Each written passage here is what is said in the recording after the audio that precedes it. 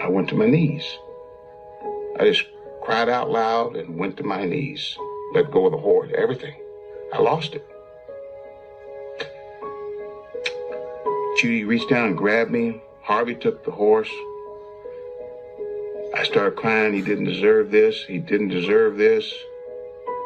I got up and he's saying, I hear him apologizing, and Judy saying, no, Harvey.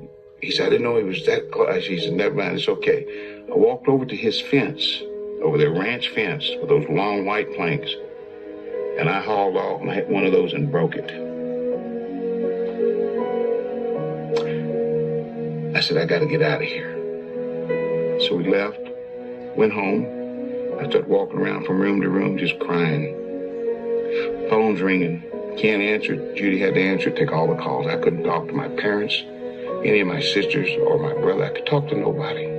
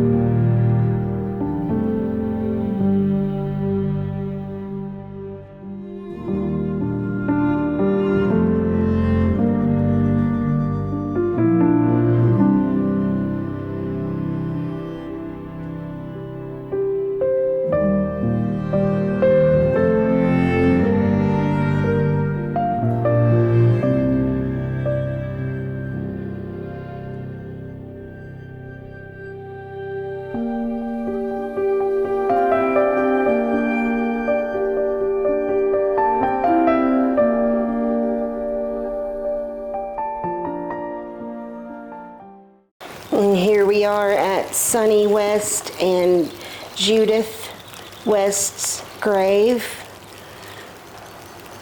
Member of the Memphis Mafia.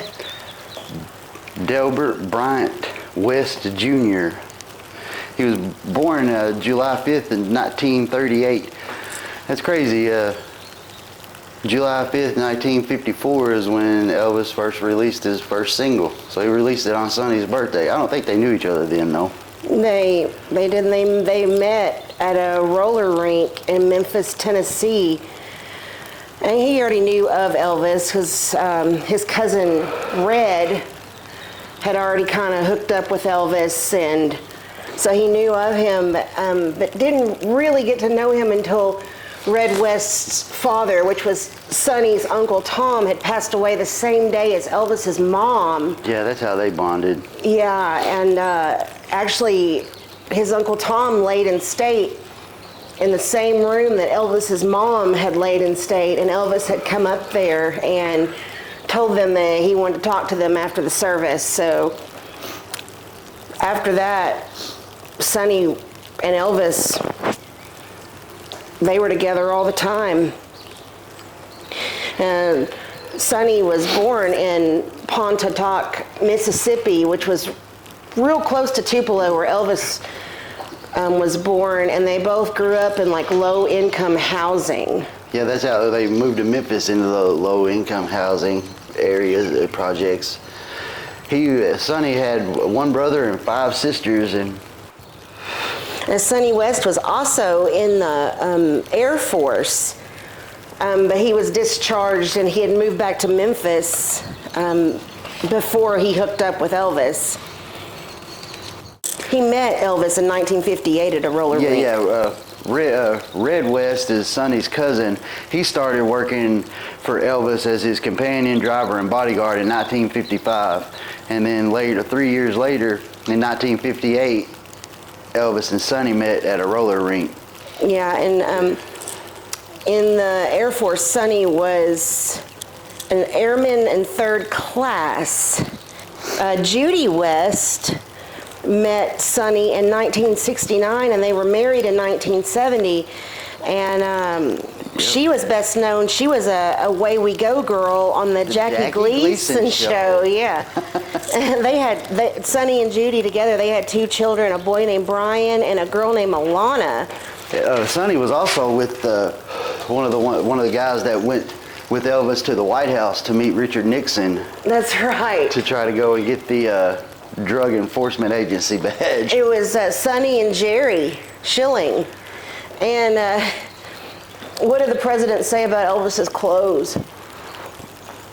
Yeah, Elvis was very flashy, and he had on a cape with a real thick fur collar, and his hair was just fixed to the T, and he had on those big fancy sunglasses, and he was walking with a cane with a belt, big a big handle, fancy handle with gems and diamonds encrusted on it. And yeah, the President, Mr. Nixon said, well, you dress kind of wild here, don't you, Elvis? Elvis said, Mr. President, you got your show to run, and I've got mine. Nixon, he was, of course, wearing a suit and tie, very, very conservative. I bet Richard Nixon wished he could dress like Elvis. Yeah. Wished he could pull that off. He wished he could pull that look off. Not many people could pull that look off, but Sonny said that Elvis just made himself at home in the Oval Office, and he started rummaging through the drawers of Richard Nixon and saying, well, these guys have wives. We need to find some things for them to take home. And he was pulling out pins and everything, just acted like that was his office. And he looked at the president after he got president and gave him a few things. And he's like, Mr. President, they got wives too. Dude, Elvis really, he depended on those guys, and he trusted them. For 16 years. Yeah, he trusted them with his life, and they did everything for him. So they were in California, and they always stayed up all night and slept all day. Usually slept till 3 or 4 o'clock in the afternoon. The guys, they got up a little bit earlier so they could get things ready for Elvis for the day. So Sonny got up one morning, and he was going to go get things for Elvis's breakfast when he got up, some bacon and eggs and stuff. Well, what he didn't know is Elvis was already up, and he was down there getting ready, and that's like unheard of because Elvis never got up early like that. But he was dressed and ready to go. So he walked out of his room. He was looking for Sonny or some of the guys, and he was going through the house. He's hollering their names, trying to get a hold of them. No one was there, so he wanted to leave. He wanted to go shopping, so he's like, hey, I need to call a cab. He picked up the phone, called the operator. He said, operator, I need to get a cab. And she was like, well, this is not, the place you call. You got to call information or whatever. So he called 411. He told them that he needed to get a cab. And the lady was like, well, from what cab company? We got numerous cab companies here in California. He said, you want yellow? I was like, yeah, yellow, that'll work. I heard of that one. She said, well, okay, sir, well, what's the address? Elvis didn't know. He said, well, ma'am, I don't know the address. He said, I'm Elvis Presley. And she was like, oh, sure you are. I'm sure you're Elvis Presley. I said, no, I am. I'm living here in the Warner Brother guy's house. Jack Warner, I think his name is. I don't remember, but so she realized, the Warner Brother guy. He had a huge house. He was a star in the area, and so she sent a cab over to one of his houses. She said, I'm going to send a cab over there, and Elvis Presley better be there whenever he gets there. And ma'am, I'm going to be there, I promise. The good Southern gentleman he is. So the cab gets there, and there's a gate there, and Elvis is on the other side of the gate, and the cab is on one side of the gate. See, Elvis don't know how to do anything for himself. He didn't even know how to open the gate. So they're back, the cab driver and Elvis are back there trying to kind of talking to each other over the gate. Well, about that time, Sonny pulls up, and he comes up to the cab driver, and he's like, can I help you, sir? He's like, yeah, I'm here to pick up Elvis. And he's like, Elvis heard Sonny's voice. He said, Sonny, get this gate open for me. And so Sonny opened the gate. They got to talking, and Elvis is kind of upset. Sonny, where'd you go? Y'all left me here today. He's like, well, boss, I was going to get some stuff to make breakfast for you. Sonny said, well, what are we going to do with that cab driver? And he said, here, go give him $100. So Sonny went over there, pulled $100 out of his pocket, gave it to the cab driver. They said that cab driver smiled real big and put that money in his pocket and said, "Thank you, sir. If you ever need me again, you just call me up. I'll come here anytime you need me, sir." Taxi cab driver got to go home. Oh, greatest story. Probably nobody believed him. Yeah, no, everybody was like, "Yeah, right." Sonny had so many good stories like that. Yeah, he did. He went around and did talks about his time with Elvis for years. And back when he was still working for Elvis, of course, he had roles in some of Elvis's movies just as like an extra. He was in 9 of those movies as an extra, and he was a stuntman in 3 films. He also appeared in 12 different documentaries about Elvis, but unfortunately, Sonny and his cousin were fired by Vernon, and it was like real controversial. They said it was for cost cutting, because Elvis was spending so much money paying all his friends, and so Red and Sonny, they didn't take it very well, and they wrote a very unflattering book about Elvis and his drug use.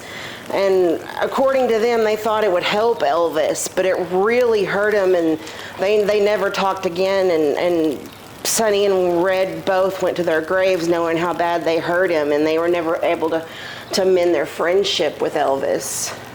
Yeah, that's terrible. It is. Everyone makes mistakes and no one's perfect. But you know what? They're the ones that had to live with themselves every day, knowing what they did, saying how bad they are. They know what they did. They don't need anyone reminding them. They need to rest in peace. And after Elvis passed away, Judy and Sonny, they bred Arabian horses and designed Western jewelry. And West even served as chief of security for the Salem County Gold 82 country music tour. Yep. And he hosted a local Memphis radio show on WMRO.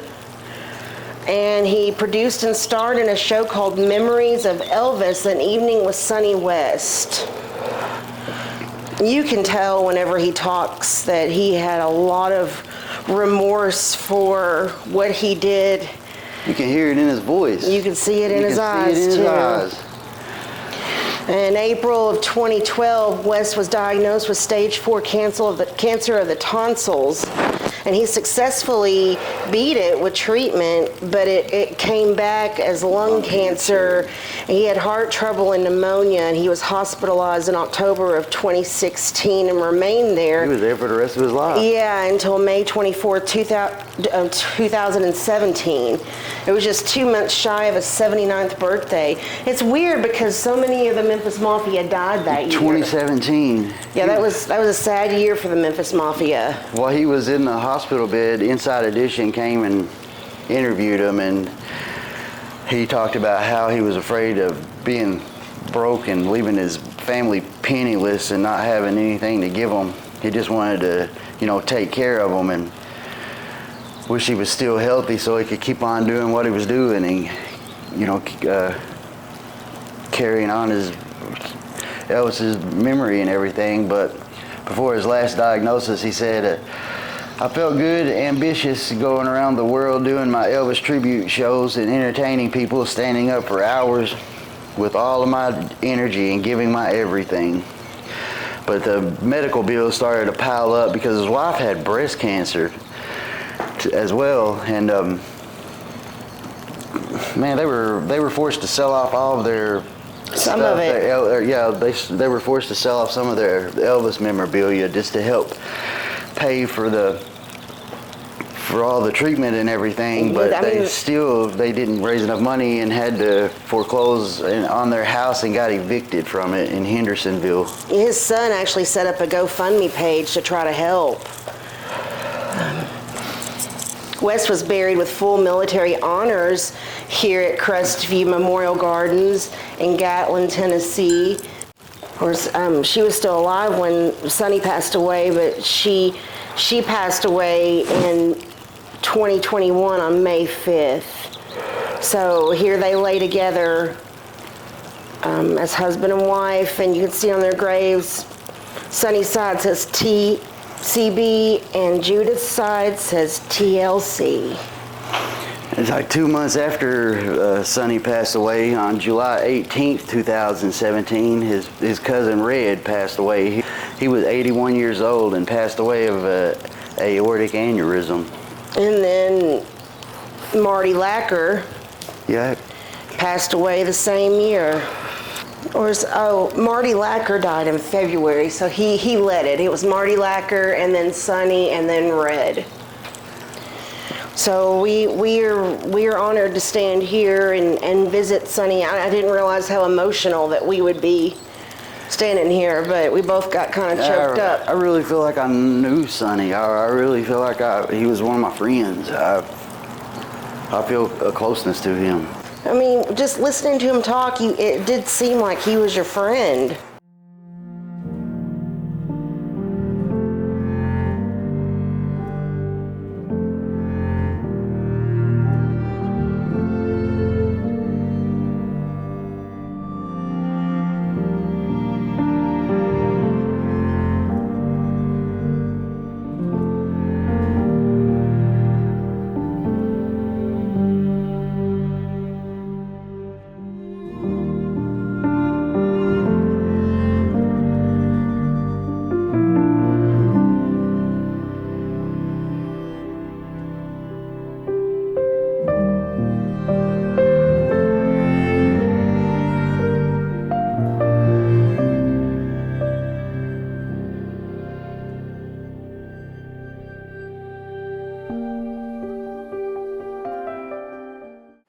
So thanks for coming along with us on this little sad adventure.